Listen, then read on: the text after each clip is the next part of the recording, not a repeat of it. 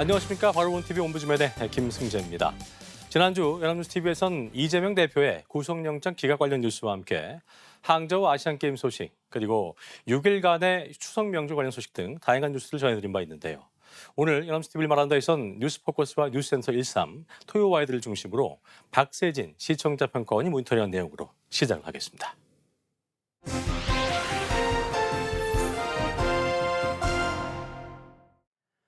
북한과 러시아의 군사적 밀착이 국제사회의 중요한 화두로 떠오르고 있습니다. 우크라이나 전쟁이 장기간 지속되며 재래식 무기의 필요성이 높아진 러시아와 군사정찰 위성 발사 실패로 첨단 국방기술 발전이 시급한 북한의 이해관계가 맞아떨어진 결과라는 분석이 제기되고 있는 가운데 푸틴 대통령이 조만간 북한을 방문해 2차 북러 정상회담을 진행할 것이라는 관측이 제기되고 있습니다. 연합뉴스 TV에서도 북한과 러시아의 동향에 관한 다양한 보도를 했는데요. 그중에서 핵심적인 내용을 중심으로 살펴보도록 하겠습니다. 먼저 9월 22일 뉴스에서는 북한이 9월 20일 당 중앙위원회 정치국 회의를 열어 김정은 국무위원장의 방러 결과를 논의했다고 보도했습니다.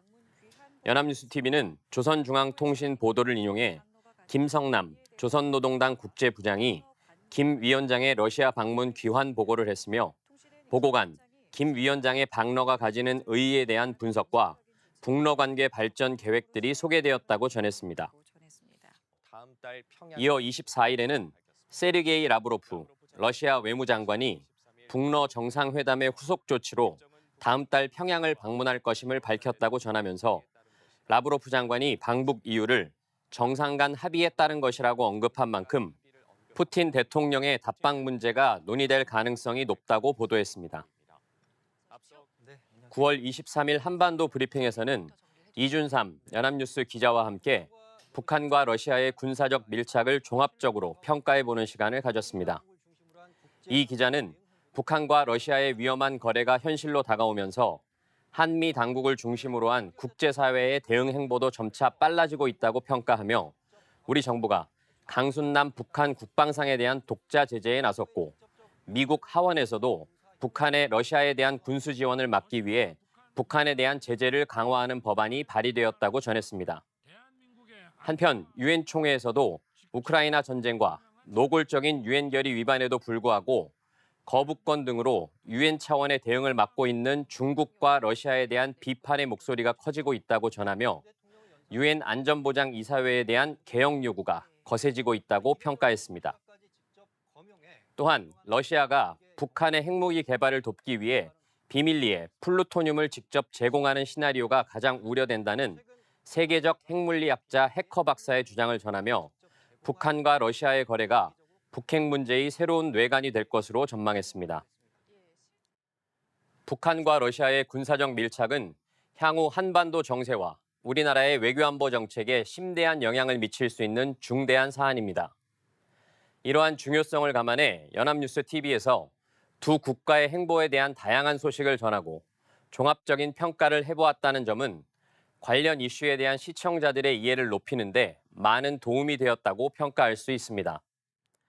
하지만 관련 사안에 대한 우리 정부의 대응을 면밀히 분석해보는 과정이 없었던 점은 아쉬움으로 남습니다. 최근 들어 정부가 강한 어조로 북한과 러시아의 군사적 거래를 비판하고 있고 독자적인 제재를 통해 추가적인 밀착을 막으려 노력하고 있지만 이러한 노력이 얼마나 실효성이 있고 한반도 정세에 어떤 영향을 미치게 될지에 대한 분석이 필요한 시점이라고 생각됩니다.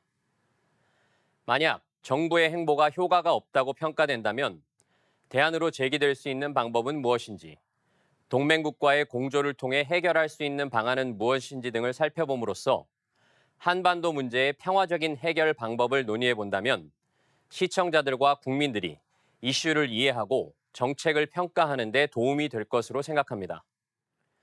최근 들어 정부가 국가들의 명칭을 호명하는 순서에 대한 변화를 추진하고 있습니다.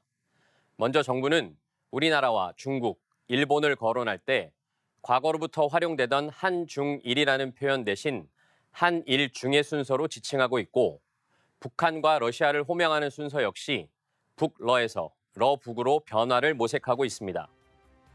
연합뉴스 TV의 관련 보도를 통해 살펴보겠습니다. 지난 9월 21일 연합뉴스 TV는 유엔 총회 연설에 나선 윤석열 대통령이 북한과 러시아의 군사거래를 비판하는 과정에서 두 국가를 러시아, 북한 순으로 지칭했다고 보도하며 과거 정부 발표에서는 통상 북러 순으로 칭했지만 이번에 북한을 후순위로 바꿔 언급한 것에 주목할 필요가 있다고 전했습니다. 이어 대통령이 순서 자체를 의식한 것은 아니나 민족 공조라고 해서 북한이 어떤 짓을 해도 앞자리에 불러줘야 한다는 것은 현 정부에서는 있을 수 없는 일이라는 대통령실 고위 관계자의 발언을 덧붙이며 윤 대통령이 아세안 관련 정상회의에서 한중일 대신 한일중으로 일본을 앞세워 발언한 것과 연계해 이러한 변화에 현 정부의 외교 기조가 반영된 것이라고 분석했습니다. 9월 23일 토요 와이드에서는 박진 외교부 장관이 미일 외교장관과 뉴욕에서 약식 회의를 가졌다고 전하며 박 장관의 발언을 인용해 한미일 세 나라는 러북 간 군사 협력이 논의되는 데 우려하고 있으며 공동으로 단호히 대응할 것임을 밝혔다고 보도했고 박 장관이 이어 참석한 유엔 안보리 우크라이나 공개 토의에서도 두 나라 간 군사거래의 위법성을 재차 경고하며 북러가 아닌 러북으로 호칭했다고 보도했습니다. 외교 용어에서 국가별 순서는 중요한 의미를 갖습니다. 어느 나라가 앞에 등장하는가에 따라 정부의 외교 전략과 우선순위를 엿볼 수 있기 때문입니다. 그러나 정부가 호칭 순서 변경에 대한 이유를 공식적으로 설명하지 않았기 때문에 시청자들과 국민들은 혼란스러운 상황입니다. 또한 우리나라 헌법상 북한의 영토가 우리 영토에 속하기 때문에 북한과의 관계에 상관없이 먼저 호칭해야 한다는 주장도 있는 만큼 정부가 어떤 이유에서 호칭 변화를 추구하는지 그것이 의미하는 바가 무엇인지에 대한 추가 보도를 통해 시청자들과 국민들이 납득할 수 있는 계기를 마련해 주길 기대해 보겠습니다. 아울러 연합뉴스 TV 보도의 일관성에 대한 부분도 숙고가 필요합니다. 연합뉴스 TV는 정부의 호칭 변화가 진행되었음에도 대통령 또는 정부 관계자의 발언을 인용하는 보도를 제외하고는 여전히 해당 국가들을 호칭하는 데 있어 북러, 한중일로 표현하고 있는데 이는 타 언론사도 마찬가지입니다. 어떤 용어를 사용할지에 대한 언론계 차원의 논의와 공감대 형성 과정을 거쳐 일관된 용어를 사용해 주길 바라겠습니다. 마약 관련 문제가 사회 전반에 걸쳐 확산되고 있는 가운데 연합뉴스 TV는 지난 9월 22일 단독 보도를 통해 육군이 마약 사범 간부를 제대로 징계하지 않고 있어 문제가 되고 있다고 보도했습니다. 보도에 따르면 정부가 지난해 말 마약과의 전쟁을 선포하며 강력한 대응에 나섰음에도 불구하고 육군은 목적이 건전하다는 이유 등으로 지난 5년간 마약 사범 간부에 대한 솜방망이 처벌을 해온 것으로 드러났습니다. 그 사례로 2019년 필로폰 성분이 들어간 최음제를 샀다가 적발된 육군 중사 김모 씨가 군 검찰로부터 기소유예 처분을 받았는데 마약 구입 목적이 범죄가 아닌 부부관계 개선이었다는 점이 참작되었고 2020년 9월에는 중사 이모 씨가 수면제로 사용되는 향정신성 의약품을 구입하려다 미수에 그쳤지만 기소되지 않았다고 전했습니다. 아울러 지난 5년간 마약 사범으로 적발된 군 간부 13명 중 징계를 받지 않은 경우가 8명이라고 전하며 이러한 제 식구 감싸기가 군 기강 해이로 이어질 수 있다는 우려가 제기되고 있다고 보도했습니다. 과거에 비해 마약 매매가 쉬워지면서 마약 관련 범죄가 지속될 가능성이 있는 만큼 마약 사범에 대한 엄정한 처벌은 필수적이라고 할 수 있습니다. 이러한 가운데 시의적절한 보도를 통해 마약 사범에 대한 처벌을 강화해야 한다는 경종을 울린 좋은 보도라고 생각됩니다. 다만 이러한 문제는 자체 수사기관을 갖고 있는 경찰 등 다른 정부 조직에서도 발생하고 있을 가능성이 있는 만큼 후속 보도를 통해 타 정부기관의 문제점은 없는지 살펴보는 노력이 지속되길 바라겠습니다.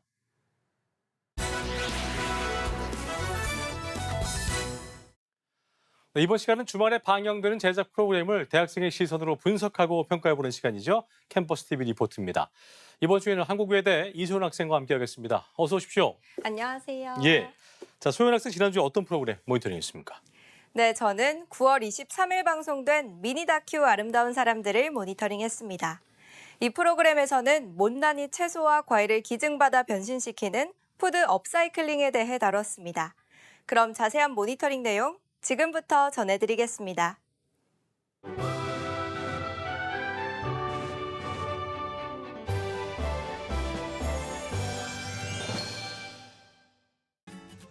방송은 경기도 수원시의 한 농산물 도매시장을 비추며 시작합니다. 전국 각지에서 수확한 싱싱한 채소와 과일들이 판매되는 곳이라고 하는데요.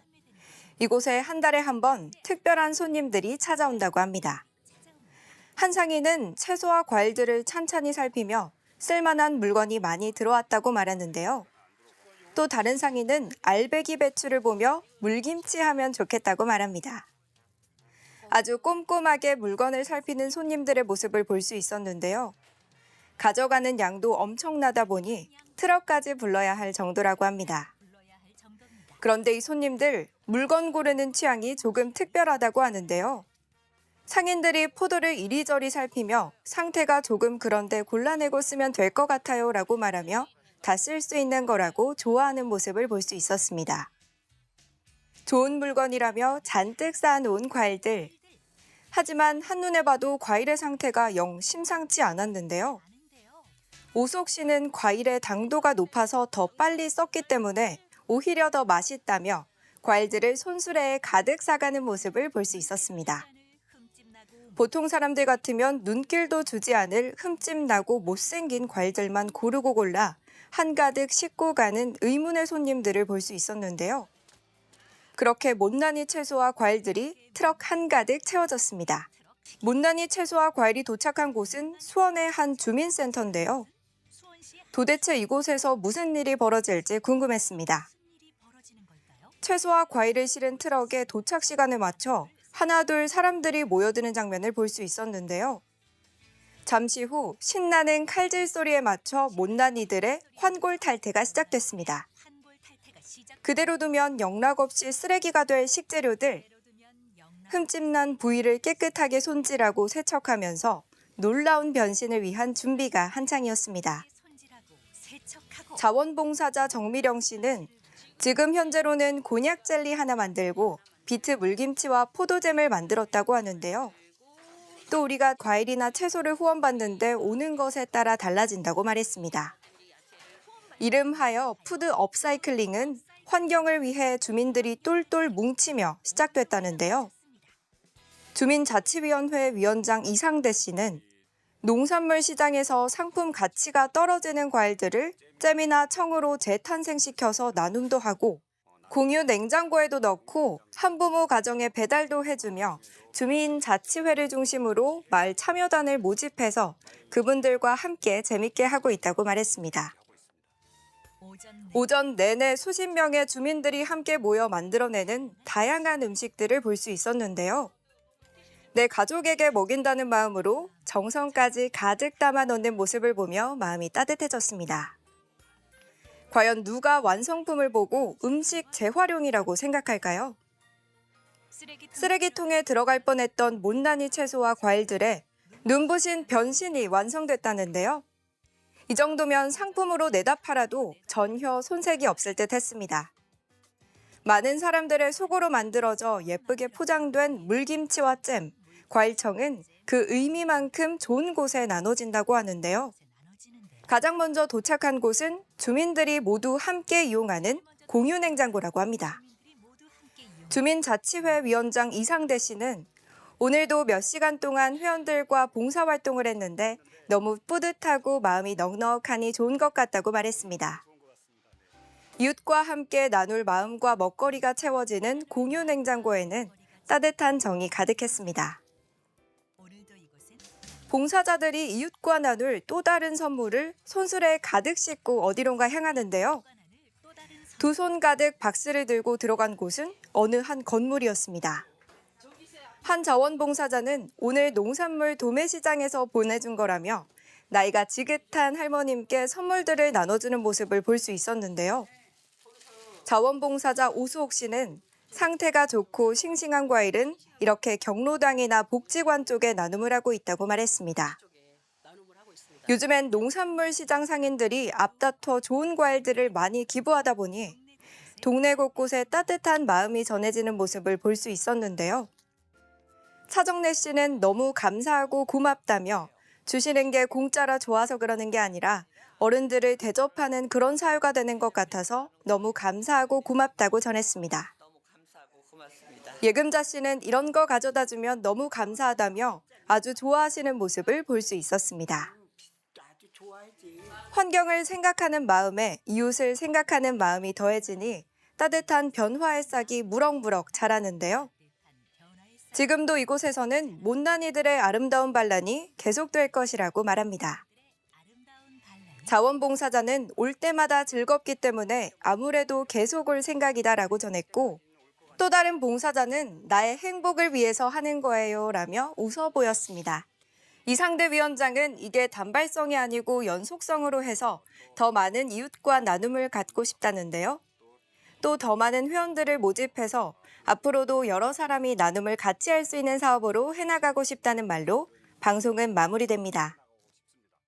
자, 모니터링한 내용 잘 봤습니다. 소연 학생 이번 아름다운 사람들 보면서 어떤 점이 가장 와닿았습니까? 네, 저는 마을 사람들이 함께 상품 가치가 떨어지는 과일들을 잼이나 청으로 만들어서 나눔을 하는 장면이 가장 인상 깊었는데요. 많은 사람들의 수고와 따뜻한 마음이 더해져 만들어낸 아름다운 변신이라는 생각이 들었습니다. 예, 좋은 생각이네요. 자, 그럼 마지막으로 이번 아름다운 사람들에 대한 소연 학생의 한 줄 평 들어보겠습니다. 네, 저의 한 줄 평은 버려진 음식의 가치를 찾다입니다. 네, 공감되는 한 줄 평까지 수고 많았습니다. 지금까지 한국외대 이소연 학생과 함께했습니다. 고맙습니다. 고맙습니다.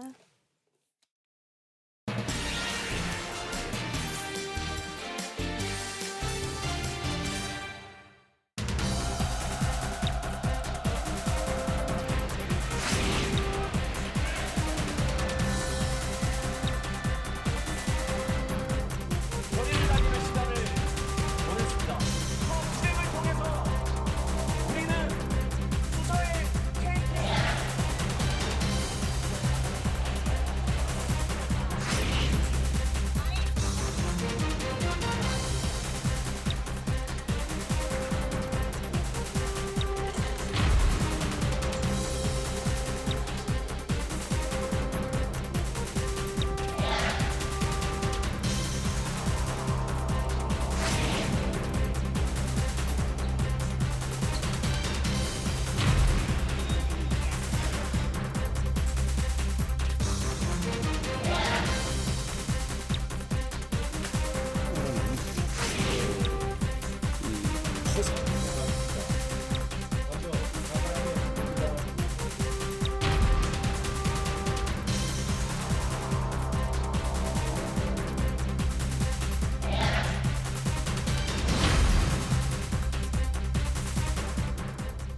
노동자와 사용자, 정부 이렇게 세 곳의 주체를 우리는 노사정이라고 부르는데요.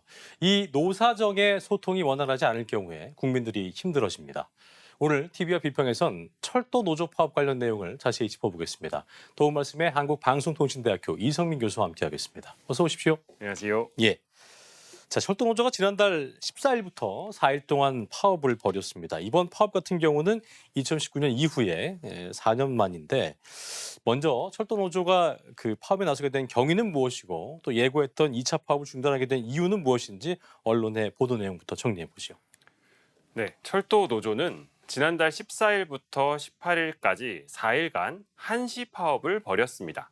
지난 8월 말 실시한 노조의 쟁의 행위 찬반 투표가 찬성률 64.4%로 가결되면서 4년 만에 총파업을 하게 된 것입니다. 세계일보의 보도에 따르면 철도 노조는 지난달 1일 증편한 부산에서 서울로의 KTX 종착역을 수서역으로 변경하는 수서행 고속열차 도입을 이번 파업의 핵심 쟁점으로 내세웠습니다. 이와 더불어서 KTX와 SRT 고속차량의 통합 열차 운행, KTX와 SRT의 연결 운행, 그리고 4조 2교대 전면 시행 등을 요구하면서 한시적인 총파업을 진행했습니다.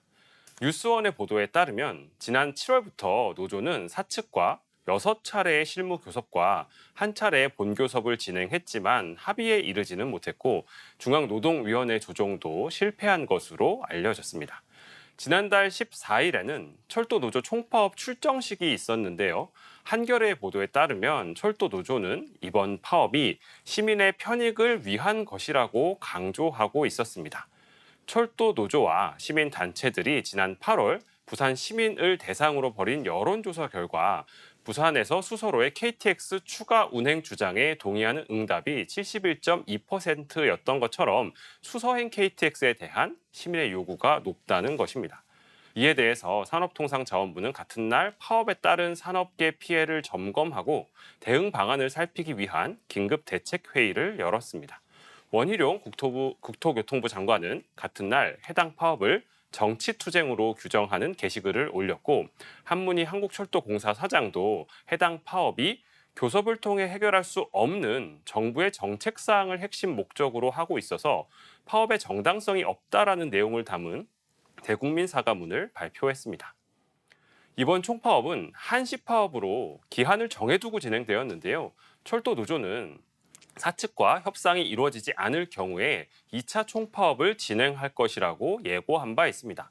한국경제는 노조 관계자의 발언을 인용해서 이번 1차 파업은 경고성이었지만 2차 파업은 무기한 총파업이 될 것이라고 보도한 바 있습니다.